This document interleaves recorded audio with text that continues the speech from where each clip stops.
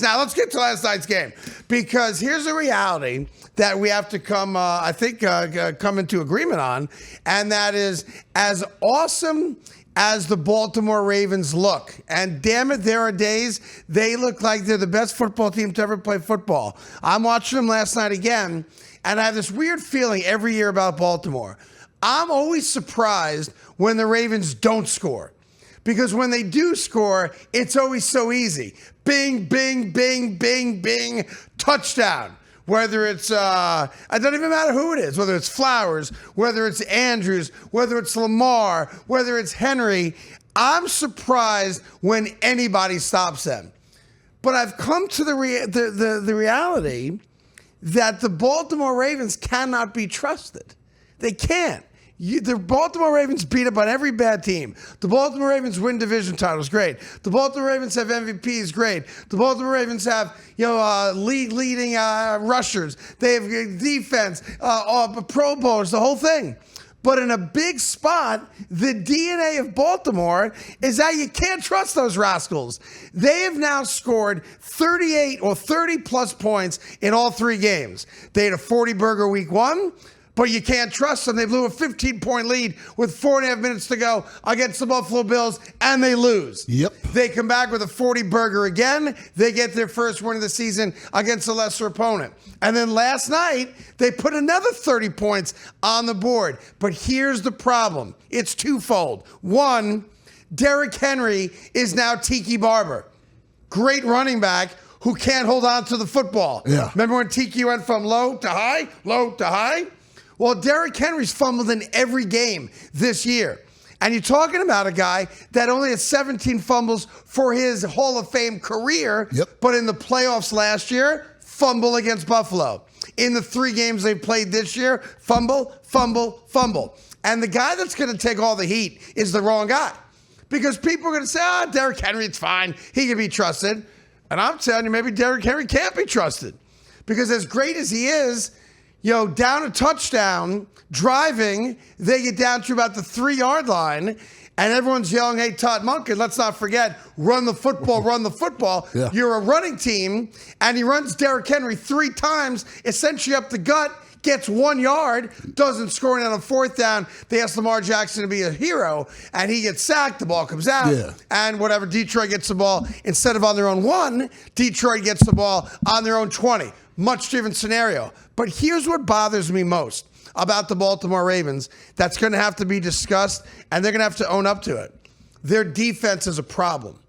Because when you blow a 15-point lead on the road in the opener against the Buffalo Bills in the last 4.5 minutes and give up a 40-burger to the Buffalo Bills, it is a problem. That's one of the teams you're going to have to beat to win a Super Bowl. When the Detroit Lions, and we've seen 2 different Lions teams prior to last night's game, the embarrassingly bad performance against the Packers, and then the, oh my God, their back performance last week. Well, guess what? The Detroit Lions had not 1 but 2 90-plus yard drives that ended in points. The Detroit Lions went on the field, and this made no sense other than that's what Dan Campbell does, with 1:56 to go, up by a touchdown on a 4th and 3, and threw the ball 15 yards down the field. Why?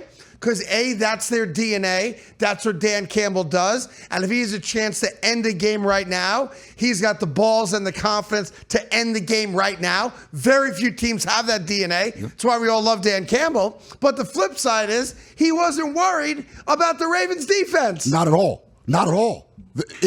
And who would have thought we'd get to a day where the Ravens defense stinks? But they stink. Yeah.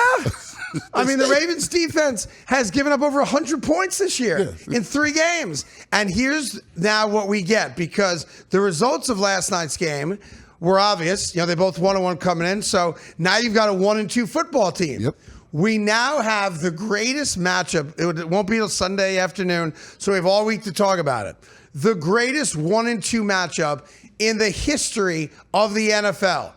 You've got the Baltimore Ravens. I still think offensively the best team in football. I don't trust their defense. They cannot win a Super Bowl with this current defense. No way. Which means maybe at some point Harbaugh should take some responsibility for how they're playing, okay? Absolutely. But you now have what should be the greatest Week 4 matchup of 1 and 2 teams. It's the Baltimore Ravens and the Kansas City Chiefs Sunday afternoon. The loser, 1 and 3, and in serious trouble. The winner, back to 500. All is well, and we can exercise the demons based on which team wins. Yeah. But I know today's only Tuesday. I can't wait for Sunday afternoon. That is a massive because day. for them both to be under 500, neither defense is very good. Both still have the rock star quarterbacks. I think Baltimore should beat them by 30. Because I don't know how we'll get to it later in the week, but I cannot wait for Chiefs and Ravens. I'm all jacked up for it. We have lots cooking today. Something happened yesterday. I have made a career out of trying not to comment on what other broadcasters say because I don't care what other broadcasters have to say. It's never been my thing. Like, I can't believe so-and-so said what. Right. I'd rather they talk about what I say or what you say on this show. Can't believe what Tyrone Johnson said. Can't believe what Carton said. People say that a lot. Because I get it. We're all out there, fighting for the same views and clicks and whatnot. But something happened yesterday that does, I think, warrant my attention, our attention, because it's dangerous, it's problematic, and no one else really has the guts, I guess, or the backbone to deal with it head-on on live television. So we'll take care of this whole Bruce Pearl, Michael Wilbon situation coming up in just a little bit. We've got our weekly top 5 rankings, power rankings, who are the 5 best NFL teams in all football. We got that coming up. I got an update on the whole Tom Brady Saudi Arabia thing. Oh, you got an update from yesterday? Oh, yes, I did. Oh, yes, I did. I've got an update on that. And I've something, I hate to be a negative guy on a beautiful Tuesday, but American athletes are embarrassing themselves this week in a manner in which I find highly unacceptable. Athletes? Athletes. There's a group of American athletes that are embarrassing themselves and embarrassing our good name as Americans. Oh, I don't like that. And I don't like it one little bit. And we're going to get into that. We got some Deion Sanders stuff for you today. We got some Cowboys stuff for you today. And we got a very touchy situation for Lane Kiffin down at Ole Miss as they get ready for LSU today as well. As a father, I say that. I know you're not a parent, but as a father. This is a touch. No, I know what's going on. Tough. What do you do? Tough spot for me. I don't know what he can do. Tough spot. I don't know what he can do. Tough spot for me. It's tough. It's coming up. It's tough. But as those of you waking up today, tune us on and recognize it is Mo Lewis Day. We apologize to the rest of the NFL other than New England for giving you Tom Brady on a silver platter. We got lots of cooking today. Don't touch it.